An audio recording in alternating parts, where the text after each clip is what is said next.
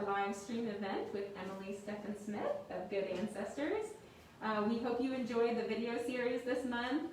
Each Friday, I know you are tuning in to see the next process of her videos and the projects that she created, which are fantastically unique. I love watching you work. You're amazing. Oh, thank you. I can't believe you can do all those things. You're just so talented and capable. It's very cool. And they turn out just super beautiful. And we are honored to feature you at the Filley gift shop. And we're just going to have you discuss some of those projects and things that you have in the shop. And thanks again for being here. And we're going to go out so that you have more room and people can hear you better. And Okay. we'll give you the distance here. Okay. Thanks, Emma. Yeah. All right, I'm going to demask here. Oops, my mask broke, so that's good timing. So I wanted to thank everyone here at the Filley, Brittany and Stan, for having me here today to sort of wrap up the little mini-series on the projects that I did.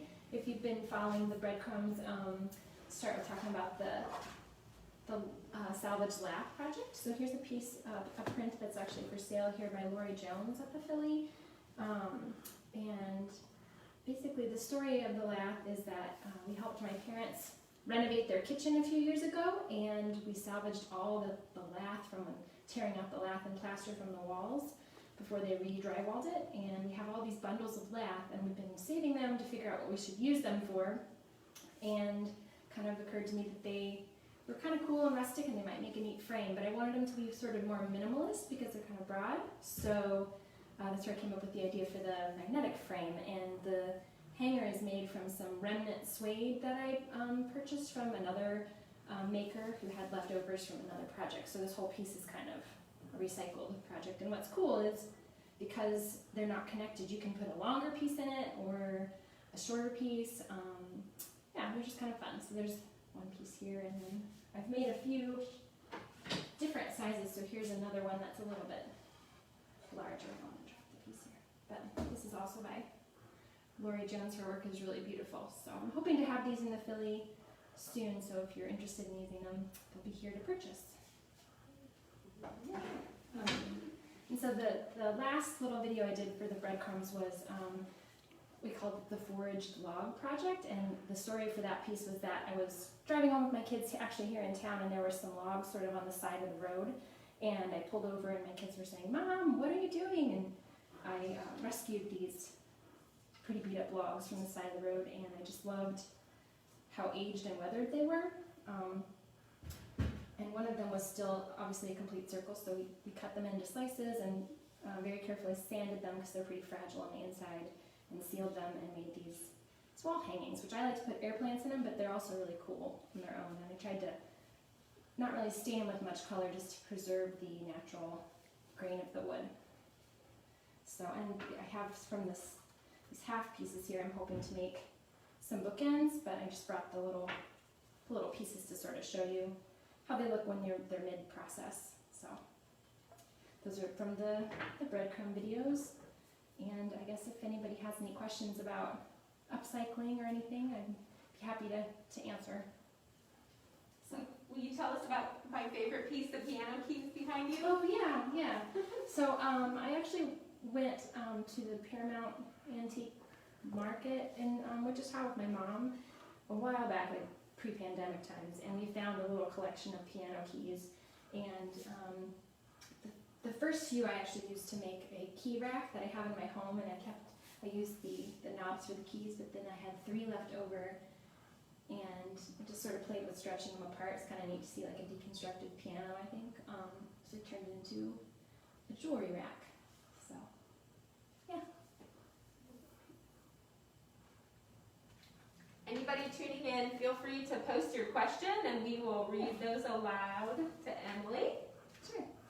I guess if you follow like the estate sales here in town, one of my other favorite things to do is to buy up like the vintage fabrics. There's often like a collection of scraps from someone who was maybe quilting or just didn't get their sewing done, and there's a lot of cool stuff you can do with fabric. I can't really sew very well, so I figured out how to make these bowls. This is all made out of fabric, and it's pretty, once the glue dries and everything, it's pretty stiff, and you can use it like a catch-all. So if you're looking for ways to use up fabric and you can't sew, it's kind of a fun thing to do. Love these.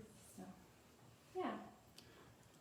I think you probably can't reach your products over on that other shelf, but we've almost sold out of all your zipper ties. Oh, okay. Those are such a good, like, back to school fun. Oh yeah, yeah. Here's some more things you can do with fabric. So my kids always have trouble putting on their jackets because the zipper's so tiny and then the fingers can't get it. So I started making them little zipper pulls using just gently used clothes that we cut up. And the knit is so great because you don't have to hem it or anything.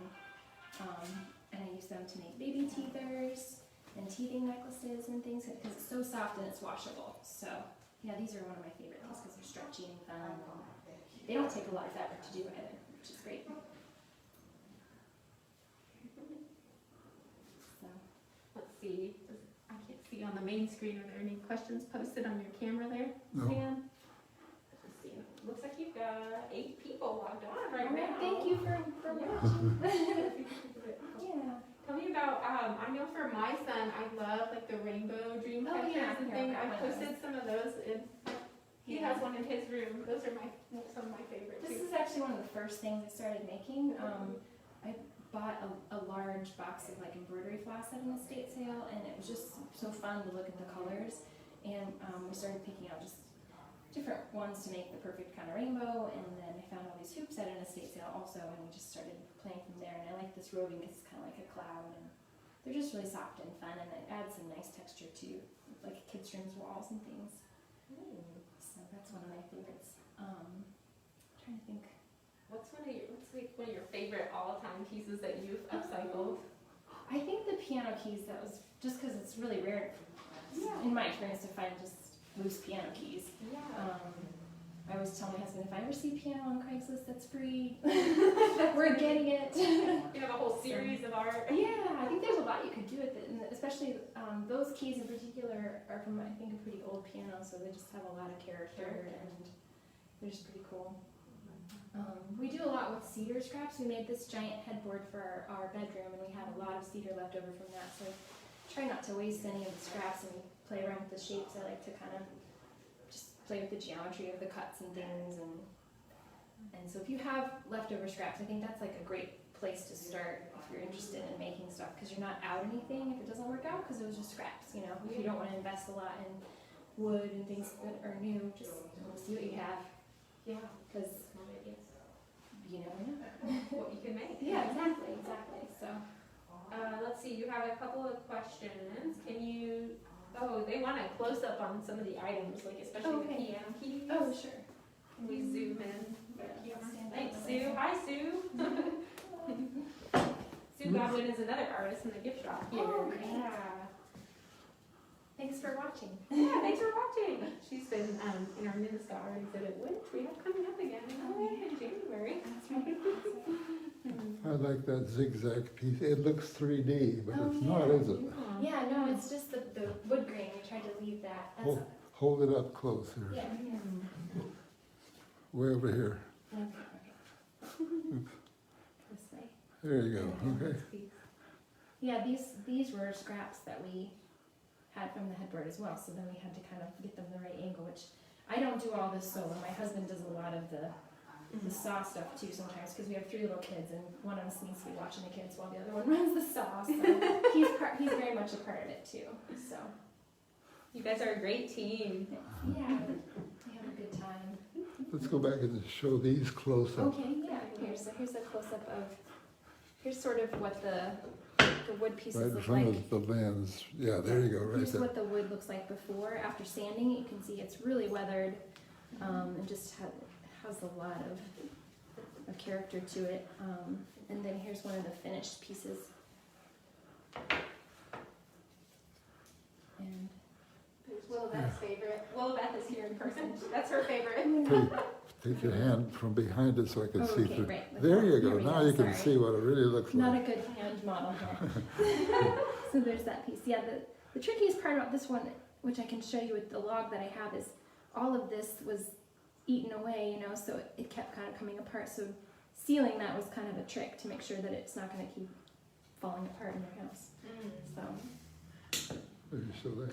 yeah, here's the fabric bowl that one of the ones I made. So it's just layers upon layers on top of. I had some cotton canvas that I used to sort of make it stiff, and then this is all just layered at a time. It takes several hours to dry. You kind of let it dry and then add more and more. But it's kind of a nice little catch-all. And here's one of the little keychains we were talking about.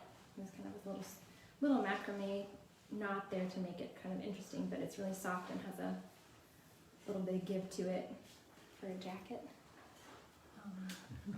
Here's some more with the cedar. This is a little test tube base, and we just using a miter saw, you kind of set your angles and you can cut the pieces to match, and then gluing is the tricky part, so it doesn't just like bust out at the seams. But one of my favorite tools to use is the drill press, and that's what makes these perfect holes, because you can get them straight in instead of trying to put everything in a vise. So that was in one of your videos. Yeah, I think it's in all the videos. It's amazing. But it's the best. It's a great tool. We used it actually to put the hangers on the back of this. It's just a washer, but we use the drill press to kind of, a smaller bit goes in here to make a hole, and then you kind of make the narrower bit or the wider bit to let the washer fit in, just like that, and you glue it in. Instead of, I don't have like a keyhole router or something to. Yeah, anyway, that's on my list. Next, yeah. For more woodworking projects. So I always, when I talk about my work, I worry there's an actual woodworker out there watching and cringing at, because I'm kind of making it up as I go. Oh gosh, I think you're doing a great job. They would probably say you're doing a great job. This is a close-up of one of the logs that I rescued to make the wall hangings. This is haven't quite figured out what to do with this yet. I'm thinking bookends, but you can see how they looked on the side of the road. So never turn away on something. Give it a second look, I guess. Yeah, You never know. absolutely. How most of your studio is probably out of your home? Yeah, it actually is just taken over my home. I was gonna say, I was just thinking about how many things you Yeah. probably had to accumulate, because you Yeah. see potential in so many I things. have a pretty good collection of things in my garage, and then all the little whatnots for smaller projects are inside. And here's a little close-up of this project here, and I'll show you how the magnets work. It's really pretty straightforward, but the tricky part is, again, we use the drill press to just getting them to line up, and then making sure you glue the magnets so they don't repel each other. That has happened before. So, and this one's not actually finished. What I like to finish it with another piece of fabric, so that it's softer on the piece of art, and then also if the magnet were for some reason to come unglued, it's kind of got something to keep it from flying off. Just because little kids and magnets don't really go well together. So, yeah, and I think the best part about starting Good Ancestors is that I think it's made my kids feel like they have more license to be creative as well. So I love your mission. It's just beautiful. I mean, thanks. Yeah, they are in the garage with us working on stuff. They use all the scraps. They paint them with like their watercolors or their paints at home, and so my house is full of all the little projects they've done too. So awesome. yeah, You know, mini museum for. yeah, it's really fun. It's really been fun. So they even pretend to set up a shop and sell me some of their stuff sometimes. Do so, they? Yes. See, they're getting all the Yeah. skills. Yes, my daughter Mona especially, she'll set it up and she has prices, and she even likes to, write the receipts and things. So it's been fun So to see great. them emulate that. Yeah. Good skills. And she's your guest videographer. Yes, she did a lot of the filming, not with where the saw was involved. We kept her back, but for the last project, she was with me filming all that, and she said, "Mommy, I have my own business to run. I can't be your videographer for free all day." I was grateful for her help. Yeah. Well, you have tons of comments on here. I love her work. Beautiful, Oh, beautiful. thank you so much. So there are lots of comments. And any further questions, just feel free to post those. But please come and view. Yeah. Emily, thank you so much, Emily, for coming and doing this, and for doing the video series all month. And folks, come into the Filley gift shop to see her work, and check her website, goodancestors.com.